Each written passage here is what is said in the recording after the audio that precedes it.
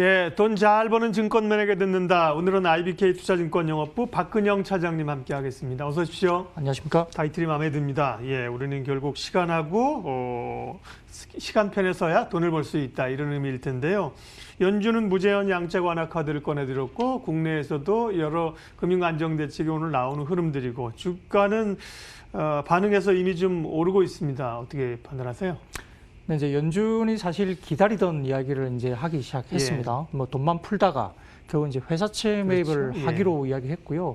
제가 이제 앞서 이제 몇 번 방송에서도 결국 이제 연준이 회사채 매입을 좀 시작을 해야만이 시장에서 조금 움직임이 반응이 올 걸로 생각을 했는데 마침 회사채 매입을 이야기를 했지만 사실 미국장은 뭐 밤에 빠졌습니다만은 상당히 좀 중요한 포인트가 될 수 있습니다. 다만 이제 조금 더 이제 포워드 쪽으로 좀 나간다고 하면 지금 이제 스텝 바이 스텝으로 나가는데 오늘의 회사채 매입과 관련된 발표는 이제 우량한 회사채 이야기가 나왔거든요. 네. 그러니까 결국 이제 지금 신용도에 있는 크레딧 리스크가 있는 기업에 대한 회사채 매입은 아직까지는 발표가 안 된 상태입니다. 물론 이제 그게 가시화된 건 아니겠지만 그래도 이제 일부 항공사나 에너지 석유 관련된 사실은 그런 회사가 더 급하잖아요. 그렇죠. 예. 섹터들이 이제 지금 어느 정도 신용 예. 강등이 이제 신용도 강등이 시작됐기 때문에 네. 사실은 거기에 대한 그 실질적인 조치가 취해져야 되는데 연준 입장에서는 모든 뭐 패를 다 깔 수는 없는 거거든요. 네. 상황을 봐서 스텝 바이 스텝인데 어찌됐건 회사채 매입이라는 발표를 공식적으로 했기 때문에 결국은 그 방향으로 나가는 것에 대한 확신은 분명히 있다라고 볼 수 있겠고요. 여기에 대해서 이제 시장은 어느 정도 반영을 하는 것 같습니다. 다만 이제 국내 같은 경우는 이제 지금 아마 법적인 문제가 있어서 뭐 회사채를 직접 뭐 한국은행이 매입하거나 이건 안 되는 걸로 제 개인적으로 알고 있는데 그러다 보면 이제 산업은행이나 이런 다른 쪽의 어떤 자금을 통해서 좀 회사 안정화된 어떤 정부 안정화된 정책이 좀 나와줬으면 하는 개인적인 바람입니다만 어쨌든 연준이 여기에 나서고 돈은 돈대로 계속적으로 풀 테니까 시장은 안정을 찾기 위해서 할 수밖에 없다는 이야기는 나오고 있는 상황이고 결국 이제 지금 유가도 사실 중요한 기로에 서 있습니다. 지금 20달러 초반 정도에서 지금 현재 24달러 중반 정도에 움직이고 있는데 유가에 대한 이슈는 결국 이제 러시아가 결국은 미국을 공격한 거 아니겠습니까? 셰일가스 관련된 기업을 공격하면서 네. 부도를 이끌기 위한 공격을 한 것이기 때문에 감산 합의가 바로 될지는 모르겠습니다만 유가에 대한 부분 결국 이제 스프레드 관련된 이슈인데요. 근월물과 원월물의 유가에 대한 어떤 선물과 현선물의 어떤 그 스프레드가 벌어지면서 거의 배럴당 10달러 수준까지 벌어져 있기 때문에 헤지 펀드나 여러 가지 트레이더 입장에서는 현물이 싸니까 유가를 더 주식을 현물을 더 사고 그러면 이제 재고가 많아지고 그걸 갖다가 선박에 그러니까 해상에 있는 선박에다가 원유를 갖다 재고를 계속 축적하고 있는 모습이거든요. 그러다 보니까 현물 가격이 또 빠지는 현상이 나타나는데 이게 VLCC 관련된 운임이 굉장히 이제 부담스럽기 시작하면 비용 때문에 그러한 어떤 포지션을 반대로 풀 수밖에 없거든요. 그때 당시에는 아마 원유가 상방으로 돌아선다면 아마 어떤 시장에 대해서 어느 정도 안정을 찾으면서 주식시장도 좀 반등이 나올 것으로 보고 있습니다. 그래서 백신과 개발된 부분도 좀 필요하고요. 이러한 부분들이 회사채 안정에 대한 부분도 우리가 생각하는 방향으로 가고 있기 때문에 그래서 제가 시간은 백신보다 바이러스보다는 사람의 우리들의 편이다라고 좀 표현을 하고 싶습니다. 네. 주가 낙폭을 과거의 학습 효과로 개인들이 삼성전자를 사실 많이 샀습니다. 지금까지도 사고 나서 좀 고생한 국면이 있는데 반등이 좀 오를 걸까요? 오늘은 이제 하이닉스가 조금 더 사실은 강한 폭으로 오는데요. 뭐 같이 간다고도 볼 수 있는 거고 44,000원 수준의 삼성전자는 지금 어떻습니까? 이제 전자보다 하이닉스가 이제 여러 가지에서 이제 변동수 좀 큰 이유가 있는데 네. 하이닉스는 사실은 반도체만 보면 되거든요. 근데 삼성전자는 IT 쪽에서 결국 스마트폰이나 가전도 봐야 되기 때문에 결국 이제 최근에 보면 어제 같은 경우도 수출 지표가 발표가 됐지만 반도체 지표는 굉장히 좋게 나왔거든요. 그러다 보니까 하이닉스의 어떤 폭이라든지 상승폭은 좀 더 클 수 있습니다. 상대적으로. 근데 이제 삼성전자 같은 경우는 1분기 실적이 기존 이제 시장의 컨센 대비 한 8에서 9% 정도 하회할 것으로 예상되고 있는데 그건 뭐 코로나 사태 때문에 어쩔 수가 없고 지금 비수기 영향도 좀 일부 있겠습니다만은 그럼에도 불구하고 지금 반도체나 디스플레이 부분이 조금 이제 빠지는 부분은 평균 판매 단가가 좀 올라가고 있는 모습들이 좀 어느 정도 상쇄하고 있다. 결국은 반도체 부분도 약 1.8% 그리고 디스플레이 부분은 약 6% 정도 판매 단가가 올라가면서 상당히 좀 상쇄하는 부분도 있다 볼 수 있겠고 최근에 환율 부분도 사실은 1,290원대까지 올라갔었기 때문에 수출주 입장에서는 또 환율 효과가 과연 이제 1분기 반영이 어떻게 될 것인가는 또 열어본다면 나쁘지 않게 반영이 될 수도 있습니다.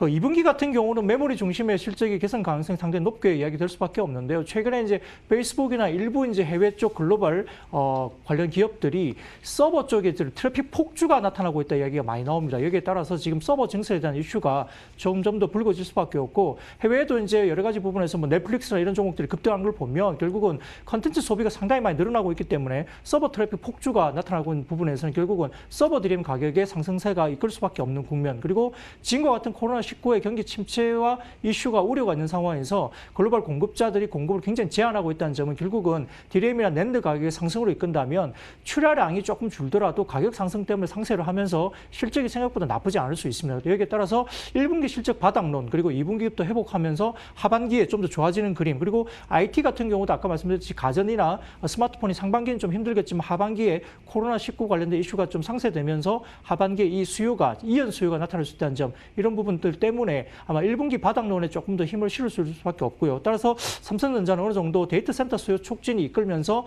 하반기 IT 가전 스마트폰이 어느 정도 회복되는 국면에서는 상방향으로 보는 게 맞다 생각하고요. 물론 출렁임 때문에 주가 부분은 바닥이 어디냐 이건 상당히 어려운 부분이긴 하지만 중장기 관점에서 역시나 상방으로 충분히 갈 수 있다는 점 주목 들어갈 수 말씀드릴 수 있겠습니다. 예, 코로나 사태로 인해서 이제 제약 바이오주들은 오히려 좀 활로를 찾는 그런 모양새 있는데요. 최근의 흐름들은 어제, 그제 오늘 뭐 셀트리온 형제들이 아주 시장의 주목을 잔뜩 받고 있습니다. 그 중에서도 셀트리온 제약이 제일 강하군요. 왜냐하면 셀트리온이나 헬스케어는 바이오 시밀러 쪽인데 치료제라든지 키트 이런 거는 이제 좀 제약 쪽에서 추진한다는 그런 의미로 강한 건가요?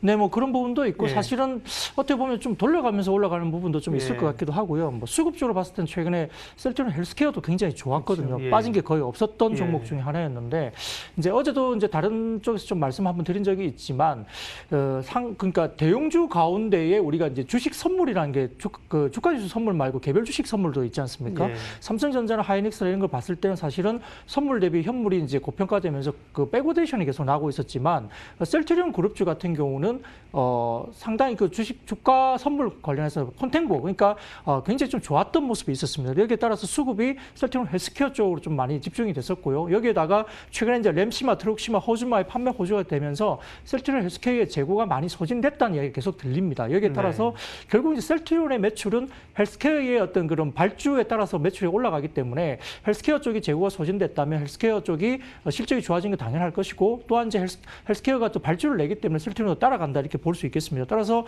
여러 가지 부분에서는 지금 렌시마, 트룩시마, 호주마 올해 좋아진 부분 분명하고요.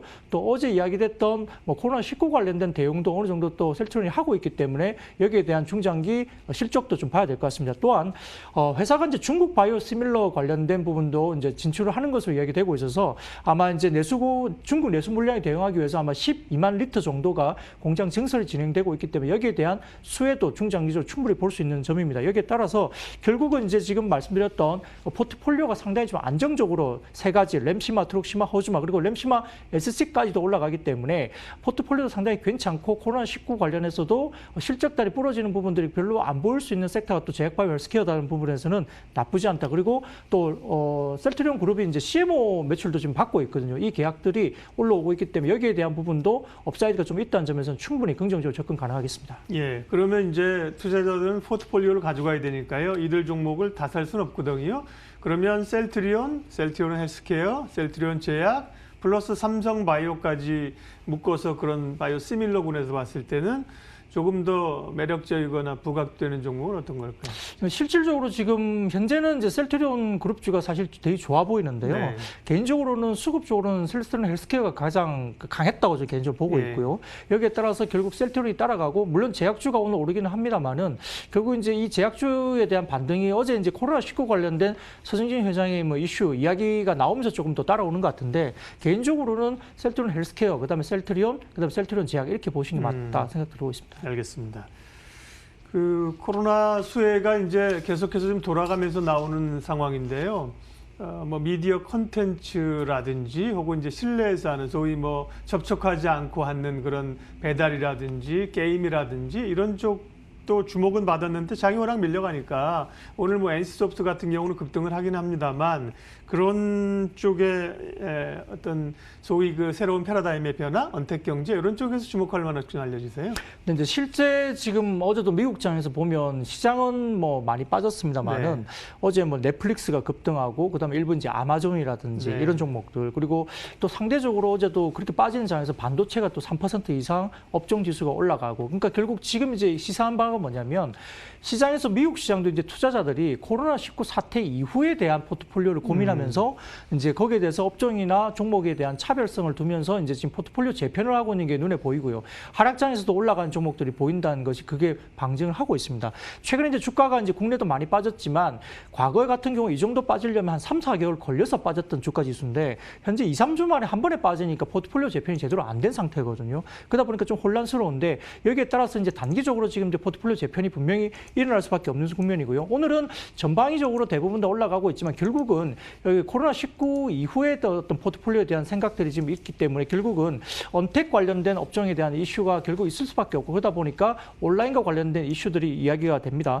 근데 단기적으로 지금 수급을 본다면 결국은 이제 주로 단기 실적이나 유동성에 대한 이슈가 조금은 부담스러운 업종들을 굳이 본다면 기계나 조선, 운송, 상사 이런 부분들 좀 부담스럽고요. 디스플레이라든지 유틸리티도 조금 부담스럽습니다. 다만 최근 여기에 포함되지 않는 업종 중에서 단기적으로 선호가 되는 뭐 이런 부분들은 화장품이라든지 필수 소비재, 건강관리 그리고 소프트웨어 그리고 통신 서비스 등이 여기에 속합니다. 여기는 단기적으로 지금 코로나19 관련된 대응을 해야 된다는 부분이고요.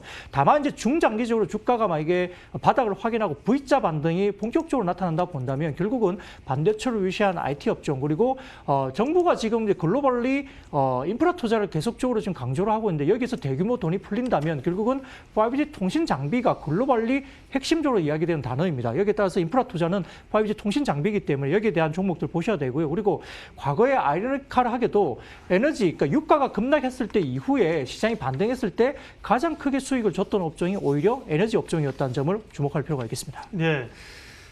시장에서 어떻게 대응해야 될지 전략까지 다 말씀을 하신 거네요. 네, 그렇습니다. 예. 돈 잘 버는 증권 매력에 듣는다. IBK 투자증권 영업부 박근영 차장님 함께했습니다. 고맙습니다. 감사합니다.